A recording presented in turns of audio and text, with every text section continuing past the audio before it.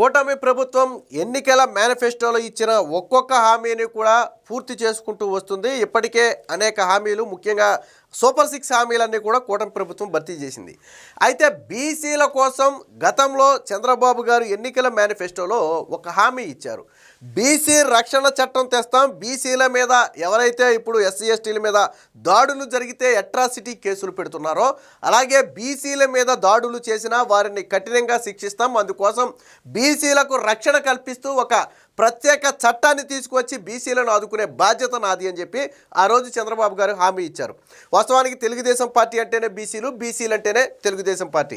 తెలుగుదేశం పార్టీకి వెన్నెముక ఎవరయ్యా అంటే బీసీలే.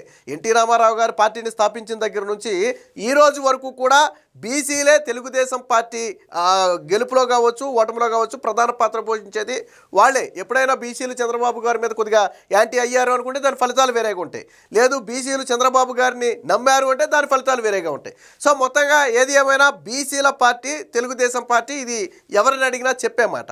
అయితే ఇప్పుడు దాదాపుగా 18 నెలలు గడిచిపోయిన నేపథ్యంలో ఇప్పటికే బీసీ చట్టం ముసాయిదానైతే రూపొందించారు. ప్రస్తుతం అది న్యాయ సమీక్షకైతే పంపడం జరిగింది. వాళ్ళ అండర్లో ఉంది. దాంట్లో న్యాయ సమీక్షలో పూర్తి స్థాయిలో వెరిఫై అయిన తర్వాత అందులో మాడిఫైలు ఏమైనా ఉంటే చేసిన తర్వాత అసెంబ్లీలో ప్రవేశపెట్టి అసెంబ్లీలో ఆమోదం పొందిన తర్వాత గవర్నర్ ఆమోదంతో దాన్ని చట్టంగా మార్చబోతున్నారు. అయితే సూచాయిగా అంటే బీసీల మీద దాడి చేస్తే కనిష్టంగా 6 నెలల నుంచి గరిష్టంగా 5 సంవత్సరాల వరకు కూడా జైలు శిక్ష విధిస్తారు. అదే సమయంలో భారీ ఎత్తున జరిమానా కూడా విధిస్తారు. దాడులంటే కేవలం భౌతిక దాడులే కాదు, వాళ్ళ కులం పేరు పెట్టి కావచ్చు, లేదా వాళ్ళ వృత్తి పేరు పెట్టి కావచ్చు, బహిరంగంగా ఎక్కడైనా విమర్శించినా, లేదా ఎక్కడైనా సరే వాళ్ళని అంటరాని వాళ్ళుగా చూసి దూరం చేసిన, ప్రభుత్వ పథకాల్లో కావచ్చు ఇతర వాటిల్లో కావచ్చు వారిని దగ్గరికి రానివ్వకపోయినా, ఇలా ఏ రకంగా బీసీలను అవమానించిన సరే వారి మీద అయితే కఠిన చర్యలు తీసుకోబోతున్నారు. దీనికి సంబంధించి ముసాయిదా డ్రాఫ్ట్ అయితే ఇప్పటికే సిద్ధంగా ఉంది. ప్రస్తుతం న్యాయ సమీక్షకు అయితే వెళ్ళడం జరిగింది. అన్నీ అనుకున్నట్టుగా జరిగితే దాదాపు 5-6 నెలల్లోనే ఈ బీసీ చట్టం అయితే అమల్లోకి రాబోతుంది. ఇక 2 నెలల్లోనే, అంటే కేసు నమోదు చేసింది మొదలు కేసు మొత్తం పూర్తి చేయడానికి కేవలం 2 నెలల్లో, అంటే బీసీల మీద దాడులు చేస్తే ఆ కేసును ల్యాగ్ చేయడానికి అవకాశం లేదు. 2 నెలల్లోనే ఆ కేసును కూడా క్లోజ్ చేస్తారు. దీనికోసం ప్రతి జిల్లాలో కూడా కొన్ని ప్రత్యేక న్యాయస్థానాలను ఏర్పాటు చేయాలని చెప్పి చట్టంలో కూడా రాస్తున్నారు. అలాగే ఎవరైనా సరే దీన్ని మిస్యూజ్ చేయాలని చూసినా కానీ వాళ్ళకి ఇంకా దారుణమైన శిక్షలు. ఈ బీసీ చట్టాన్ని అడ్డం పెట్టుకుని చేయని దాడిని చేసినట్టుగా కానీ, లేదా ఎదుటి వ్యక్తి మీద కక్షపూరితంగా కేసులు పెట్టాలనే ఉద్దేశంతో కానీ ఈ బీసీ చట్టాన్ని మిస్యూజ్ చేస్తే వాళ్ళకు జీవితకాలం జైలు శిక్ష విధించే అవకాశం ఉంది. అలాగే అధికారులు, పోలీస్ అధికారులు కావచ్చు, లేదా ఇతర అధికారులు కావచ్చు, కేసు నమోదు చేయడంలో కావచ్చు, ఛార్జ్షీట్ దాఖలు చేయడంలో కావచ్చు, లేదా కేసుని పూర్తి స్థాయిలో పర్యవేక్షించడంలో కావచ్చు నిర్లక్ష్యం వ్యవహరిస్తే అధికారులు కూడా జైలు శిక్ష అనుభవించాలి. 6 నెలల నుంచి ఏడాది పాటు సంబంధిత అధికారులు కూడా జైలు శిక్ష అనుభవించాల్సి ఉంటుంది. సో అంటే పగడ్బందీగా బీసీ చట్టాన్ని అయితే తయారు చేస్తున్నారు. న్యాయశాఖలో ఆమోదం పొందిన తర్వాత దాని ఫైనల్ వెర్షన్ అయితే మనకి అర్థమవుతుంది. దీనికి సంబంధించిన వార్త కూడా ఒకటి వచ్చింది, ఒకసారి చూద్దాం. బీసీలపై దాడులకు పాల్పడితే జైలు శిక్ష 6 నెలల నుంచి 5 ఏళ్ల వరకు, ముందస్తు బెయిల్ కూడా రాదు. ఇందులో విచిత్రం ఏంటంటే బీసీల మీద దాడి చేసిన ఘటనలో ముందస్తు బెయిల్ తెచ్చుకోవడానికి కూడా ఎవరికి అవకాశం ఉండదు. సో అంతా పగడ్బందీగా చట్టాన్ని రూపొందిస్తున్నారు. 2 నెలల్లోనే కేసుల పరిష్కారం, విచారణకు ప్రత్యేక న్యాయస్థానాలు, బీసీ రక్షణ చట్టం ముసాయిదా రూపకల్పన. సో బీసీలపై సామాజిక బహిష్కరణ, దూషణలు, దాడులు, వేధింపులు, ఇతర అఘాయిత్యాలకు పాల్పడితే 6 నెలల నుంచి 5 ఏళ్ల వరకు జైలు శిక్ష, జరిమానా విధించనున్నారు. రెండవసారి కూడా అంటే అదే నేరానికి పాల్పడితే మళ్ళీ దోషిగా తేలితే కనీసం 1 ఏడాది నుంచి 2 ఏళ్ల వరకు మళ్ళీ జైలు శిక్ష అయితే అనుభవిస్తారు. ఈ శిక్షను న్యాయస్థానం మరింత పెంచే వీలు కూడా ఉంటుంది. బీసీలపై వేధింపులు అంటే అట్రాసిటీలకు సంబంధించిన కేసుల్లో ముందస్తు బెయిల్ పొందేందుకు కూడా అవకాశం ఉండదు.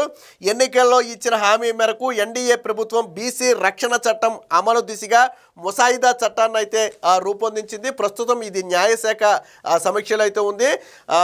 తదనంతరం మంత్రివర్గ ఆమోదం ద్వారా శాసనసభలో ప్రవేశపెట్టి చట్టంగా మార్చనున్నారు. సో ఇప్పుడు న్యాయ సమీక్ష అయిపోయిన తర్వాత ఇందులో మార్పులు చేర్పులు ఏమైనా ఉంటే చేసిన తర్వాత ఫస్ట్ మంత్రివర్గం ఆమోదించాల్సి ఉంటుంది, క్యాబినెట్ ఆమోదించాల్సి ఉంటుంది. సో క్యాబినెట్ ఆమోదించిన తర్వాత అసెంబ్లీ సమావేశాల్లో దీన్ని ప్రవేశపెట్టాలి.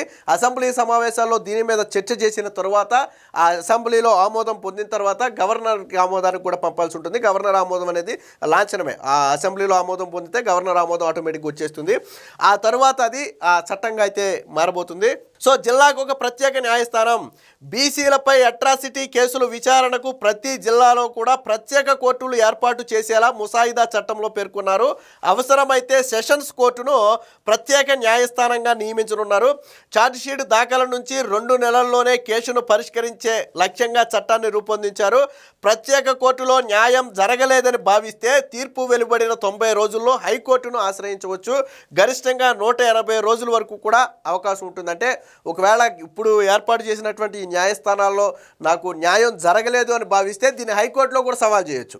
సో కింది న్యాయస్థానంలో తీర్పు వెలువడిన 90 రోజుల లోపు హైకోర్టుకు కూడా ఆశ్రయించి అక్కడి నుంచి రక్షణ పొందే ప్రయత్నం కూడా చేయొచ్చు. దీనికి సంబంధించినటువంటి మరొక వార్త కూడా ఉంది, ఒకసారి చూద్దాం. ఈ చట్టం కింద కేసుల నిర్వహణకు 7 ఏళ్ల అనుభవం ఉన్న న్యాయవాదులు కూడా నియమించనున్నారు. సామూహిక జరిమానాకు అధికారం, పౌర హక్కుల చట్టం 1955లోని సెక్షన్ 10A ప్రకారం సామూహిక జరిమానా విధించే అధికారం ఉంటుంది. అఘాయిత్యాలకు అవకాశం ఉండే ప్రాంతాలను గుర్తించి ముందస్తు చర్యలు తీసుకోవాల్సి ఉంటుంది. అలాగే ఈ చట్టానికి విరుద్ధమైన ఇతర చట్టాలపై ఇది పై చేయి సాధిస్తుంది. అంటే ఈ చట్టానికి విరుద్ధమైన ఇతర చట్టాలు ఉన్నా కానీ ఈ చట్టాన్నే పై చేయిగా మారబోతుంది. సదుద్దేశంతో చేసే చర్యలకు రక్షణ కూడా ఉంటుంది. ఇక ఫిర్యాదులు స్వీకరించకపోతే జైలే, అధికారులు కూడా సంబంధిత కేసుల్లో నిర్లక్ష్యంగా వ్యవహరిస్తే జైలుకు వెళ్ళే అవకాశం ఉంది. బీసీ వ్యక్తులపై అభియోగాలు వచ్చినప్పుడు ఆ వ్యక్తికి మరణదండన లేదా జీవిత ఖైదు శిక్ష పడేలా ఉద్దేశపూర్వకంగా తప్పుడు సాక్ష్యం సృష్టించిన వారికి జీవిత ఖైదు లేదా జరిమానా విధిస్తారు, లేదా రెండూ కూడా పడే అవకాశం ఉందంటే చట్టాన్ని ఎవరైనా దుర్వినియోగం చేయాలి అని భావిస్తే అది నిరూపించబడితే వాళ్ళ మీద కఠిన చర్యలు అయితే ఉంటాయి.